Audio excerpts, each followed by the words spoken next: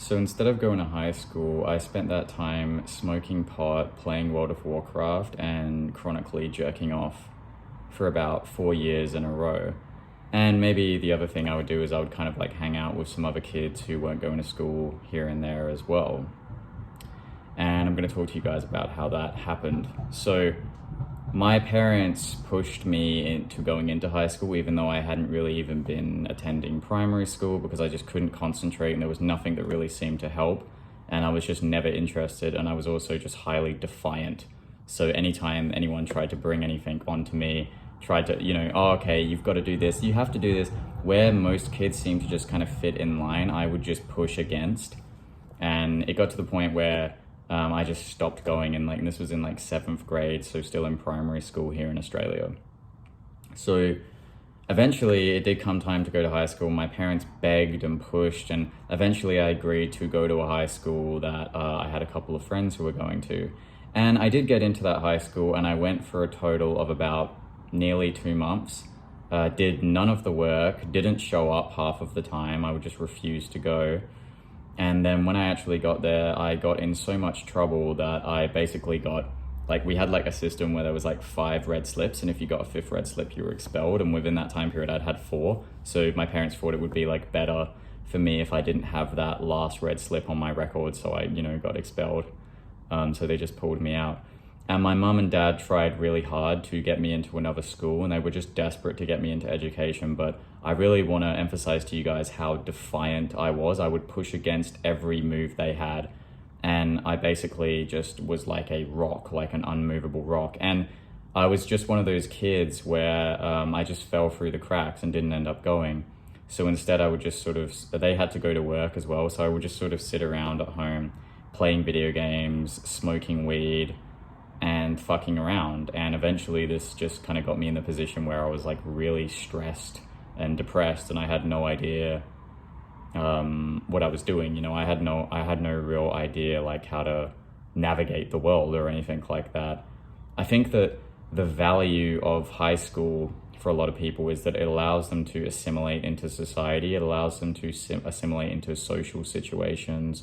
It allows them to kind of have a structure of how they want to operate in the world. Now, most people's structure of how they want to operate in the world, looking at it now, it looks just ridiculous to me most of the time. It's not me criticizing it as such, as just saying it does look ridiculous to me. I've never had any interest in having a conventional job, and every conventional job I have had so far, I've just walked out of as soon as I didn't like it, because I think there's kind of a thing where it's you're expected to know how to take a certain level of shit, and I just didn't want that. And same with relationships, all the relationships I've been in, I guess there's that sense that relationships will eventually evolve into this other thing. But for me, it was I was in that relationship for a while, but I just never really wanted to stay in it. And I kind of just wanted to heavily pursue the things that I've been most interested in. And that's still what I'm doing. And I've managed to survive not living with my parents over the last 4 years. And I'm actually planning to head to Eastern Europe now for a trip by myself. But yeah, I guess for me, what I've always just wanted to do is pursue my interests. It was always really funny to me because when I was a teenager, I used to think I was really, I used to think I was kind of missing out on certain things, or the fact that I couldn't fit into the schooling system meant that I was stupid. But it was always really funny to me because none of the friends that I actually had really liked to learn. I could just tell that they just their paradigm was such that they kind of had to go to school. But for me, I actually always loved to learn. I always loved to read books. I always loved to read novels. And later on in my teen years, I got really obsessed with reading personal development, spirituality content. And I actually was very interested and very passionate with my own hobbies. For example, I got into bodybuilding when I was 16. And when I say I got into bodybuilding, I really fucking mean it. I put my heart and soul into that craft. I would go 7 days a week. I would always be just watching the YouTube videos. I figured out how to use Chronometer and measure my nutrition. I learned all about macro and micronutrients. And I actually eventually did some TAFE courses on health and fitness because that really moved me. And again, I'm one of those, check out my video, What Moves You, if you're interested in that for yourself. But I'm one of those people where once I have a scent for something, I just go full force at it. Where in high school, I just never ever had, I could never really like click in.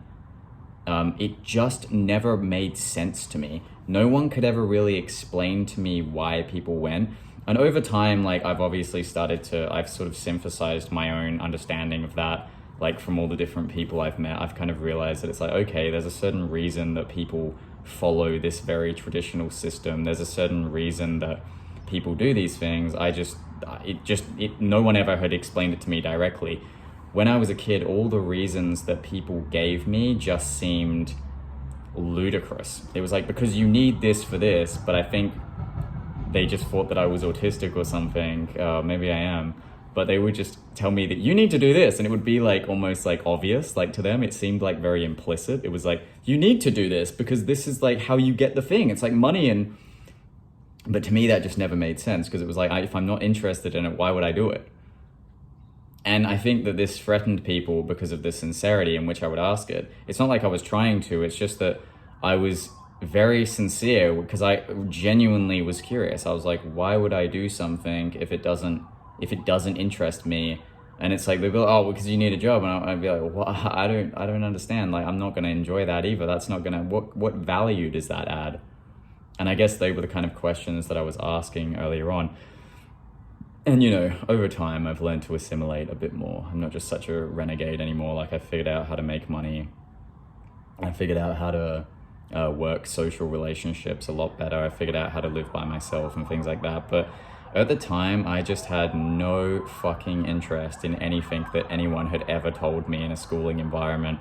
And I was just so defiant and so angry and so like, I say misbehaved. I don't blame myself whatsoever. I think, you know, because you could slap a label on any kid and say, oh, you have ADHD, or you have Asperger's, or you're this, you're that. You know, what did they used to call it? If you've ever read The Body Keeps the Score by Bessel van der Kolk, what did they used to call it? Oppositional defiant disorder. But for example, for me, like, no one ever really took the time to ask me what was going on at home. No one ever really took the time to ask me what my relationship with my dad was like, or what it was actually like for me living in my house, or why I just couldn't stop using drugs. By the time I was like 16 or 17, I couldn't function without taking drugs, like on a semi-daily basis. Why I was jerking off like 4 times a day, why I was just sitting playing video games, why I could barely make eye contact with people. Like, no one really thought to ask those things. They just thought to ask me the questions where it's like, how are we going to better fit you into our mold? And that made me really fucking angry. That made me feel like, fuck you. I didn't even know that it was trauma or anything like that, to be honest. I just felt hurt. So when I would go into a classroom or when I'd be told to do something, of course I would misbehave. I was terrified and I was confused.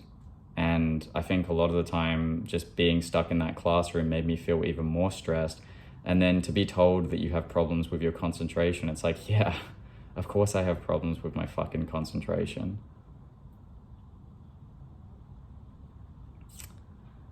They weren't good times. Yeah, later on, more bad times followed because I tried even harder to get out of that pain. If you're interested in that, you can check out, I've explained a little bit in my video, A Message to Younger Spiritual Seekers, where I explain how I tried to sort of spiritually bypass my way out of most of those problems, and that ended up in me having a 8-month-long psychosis. But I'll be making more content about that time, because that video doesn't really go into my personal story that much. It's sort of just explaining what can happen if you try to bypass your pain with spirituality like I did. Anyway, yeah, that's the story of why I didn't go to high school. If you thought this was interesting or you thought this was funny, help me out, subscribe to the channel, help me grow this thing up. Like the video and share this to anyone who you feel like would get value out of it. Let me know in the comments down below. Also, did you go to high school? Most of you probably went to high school, but I know there are some people here and there who actually slip through the cracks and they don't go. So I'd be interested to hear that from you. Anyway, hope you're having a beautiful day, and that's me.